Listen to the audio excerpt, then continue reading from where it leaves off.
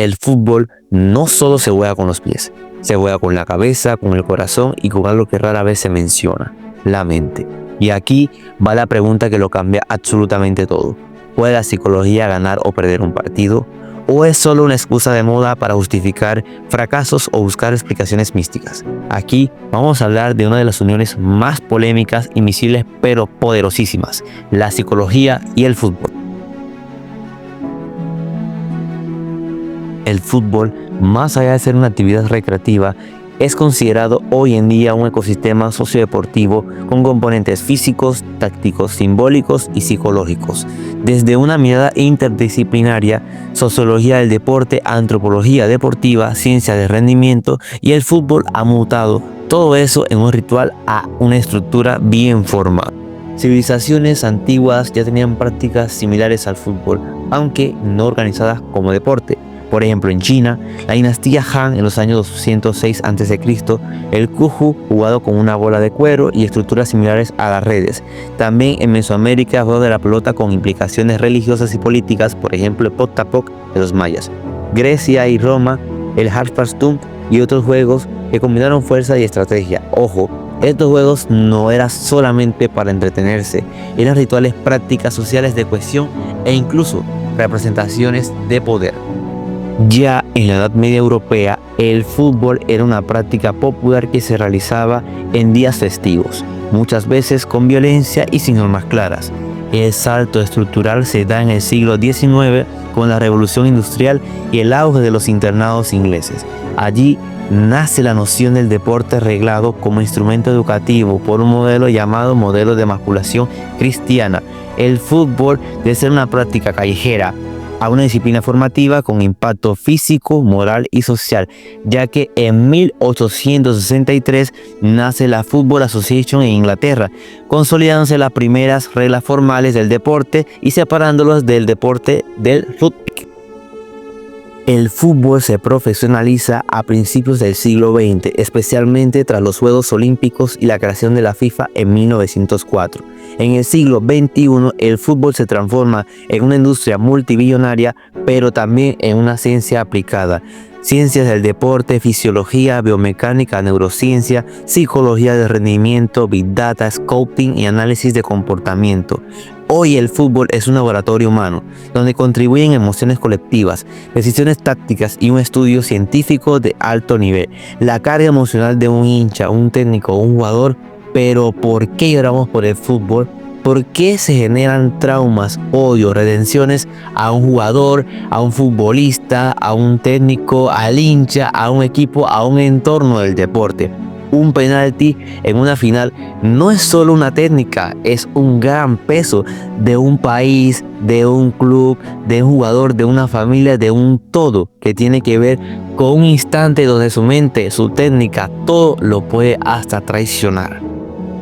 Antes de unirla al fútbol, entendamos qué es exactamente la psicología. La psicología es la ciencia que estudia el comportamiento y los procesos mentales del ser humano. Sus métodos combinan elementos empíricos, clínicos y experimentales, permitiendo analizar desde respuestas neurofisiológicas hasta fenómenos sociales. Filósofos como Platón y Aristóteles reflexionaban sobre el alma y la mente. Aristóteles planteó la idea de que las emociones influyen en las decisiones, y el nacimiento formal de la psicología como ciencia experimental se da en 1879 con Wilhelm Wundt en Leipzig, Alemania. Su laboratorio fue el primero en estudiar la conciencia de manera controlada. Luego vendrían grandes escuelas: psicoanálisis de Freud, inconsciente, pulsaciones, traumas; conductismo de Skinner y Watson, estímulos, respuestas, refuerzos; cognitivismo, Beck, Ellis y Neisser, pensamientos, creencias, percepciones; humanismo y psicología positiva, Maslow, Rogers, Seligman; y motivación y crecimiento personal del bienestar de cada uno. Cada escuela aporta una mirada distinta por complementaria que se aplica hoy en la psicología deportiva. Psicología, estudio de la mente, emociones y comportamiento humano; ramas más conocidas: psicología clínica, educativa, organizacional, entre otras. Y en el deporte, aquí entra la psicología deportiva. A continuación, según el Colegio Oficial de Psicólogos de España, en el 2021, la psicología deportiva se enfoca en Procesos mentales como la percepción, la toma de decisiones, la autorregulación de las emociones, entrenamiento de habilidades como visualización, establecimiento de metas, control del diálogo interno, afrontamiento del fracaso. Estudios sobre psicofisiología del estrés que exploran cómo las emociones alteran las respuestas musculares, la coordinación motora y la frecuencia cardíaca han dicho que la psicología en el deporte es algo fundamental para el rendimiento de los deportistas. La evidencia científica muestra que el entrenamiento mental puede mejorar el rendimiento atlético entre un 10% a un 30%, según Wenger, Gould y Urdi en 1994 y 2020 respectivamente. Neuropsicología del deporte estudia cómo el cerebro procesa las presiones del juego. Un ejemplo claro es el córtex prefrontal, donde puede bloquear el movimiento bajo ansiedad, parálisis por análisis. Técnica de intervención, biofeedback, control del ritmo cardíaco, mindfulness deportivo, aceptación de foco presente y gestión emocional. Técnicas cognitivos conductuales, cambio de creencias limitantes. Orlich en el 2008 concluyó que el 95% de los atletas olímpicos utilizan técnicas psicológicas. Jones en el 2002 dijo que la percepción de autoconfianza es más predictiva del éxito que el nivel técnico medio. Realmente es importante medir la psicología con el rendimiento a la hora de los enfrentamientos más importantes de cada deportista en cada rama que practique. También la psicología deportiva no es dar ánimo, es ciencia, estrategia mental. No es solamente ir a levantar la cabeza por un problema externo, es concentrarse y darle herramientas y variantes para impulsar el rendimiento, en este caso del fútbol, para que el jugador dé lo mejor de sí. Hay que mencionar un detalle importantísimo.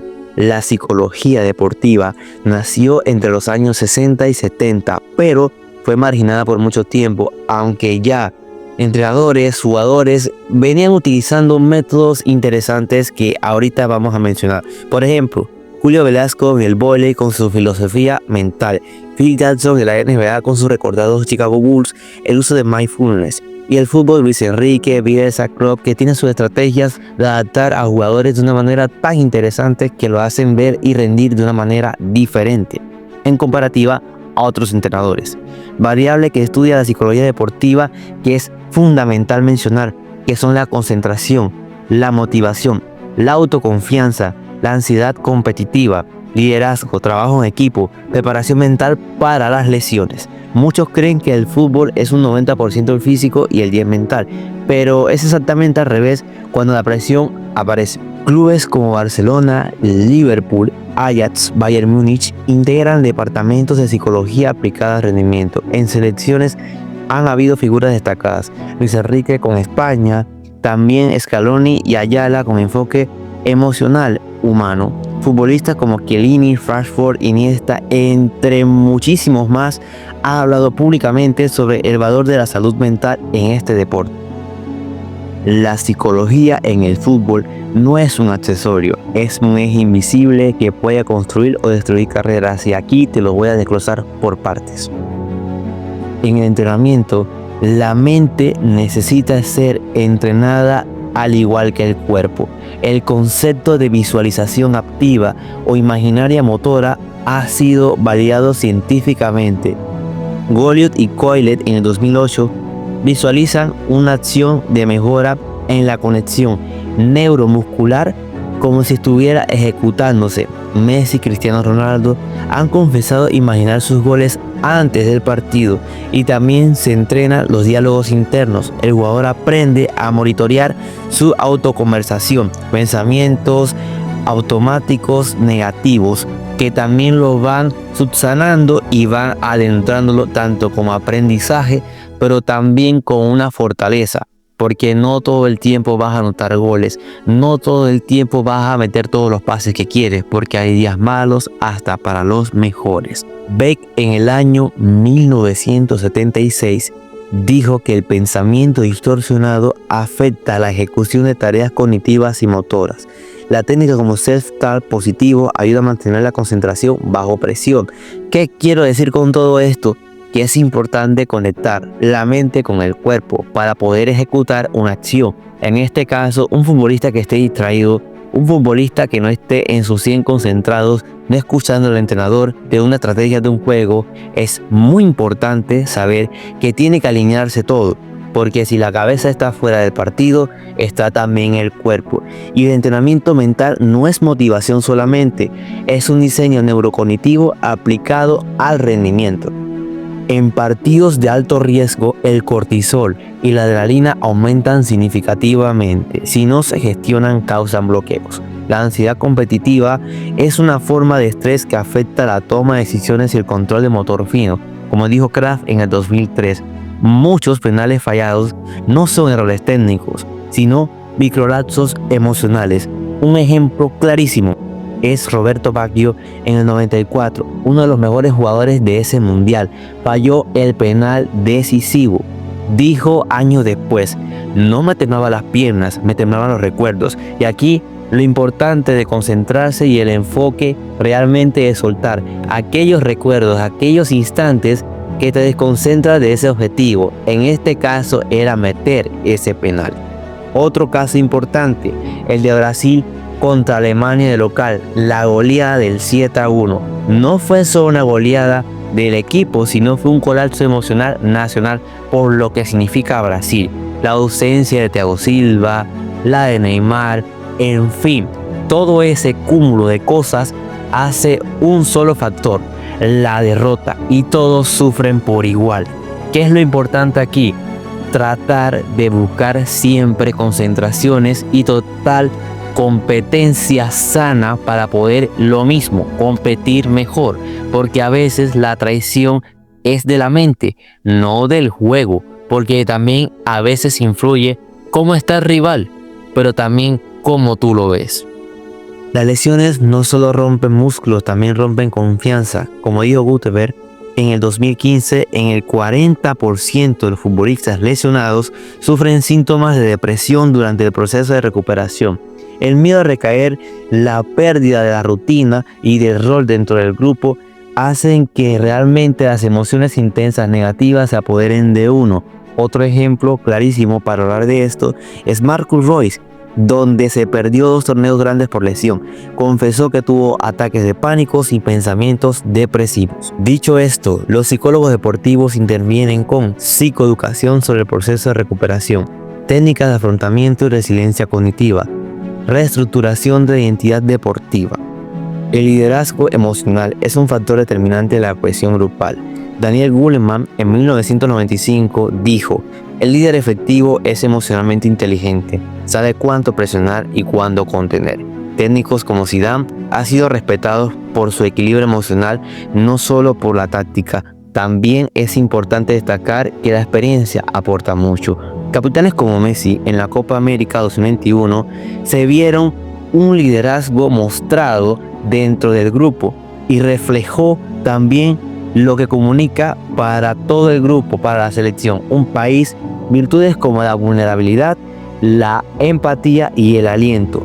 Un equipo no puede tener técnica y táctica, pero sin cohesión mental no pasa ni siquiera de cuarto, es que ni siquiera se entienden entre ellos.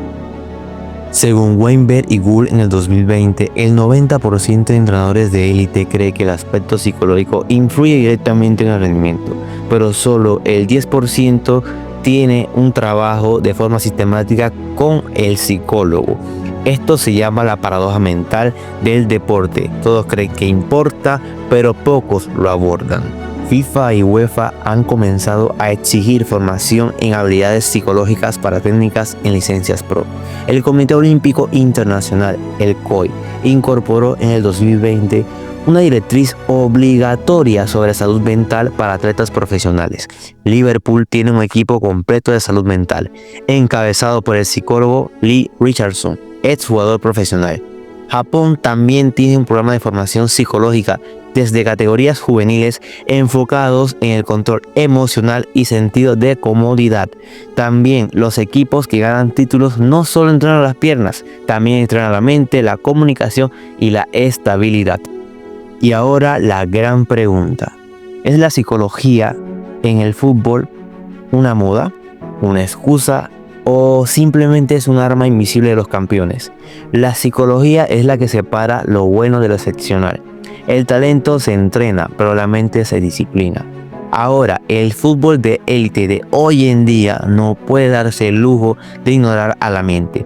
No hay táctica sin confianza, no hay gol sin decisión y no hay gloria sin equilibrio mental. Ahora te pregunto a ti, ¿crees que la mente puede ganar partidos? Coméntamelo abajo y ya sabes, suscríbete si quieres ver más videos como estos de esta serie interesantísima que viene.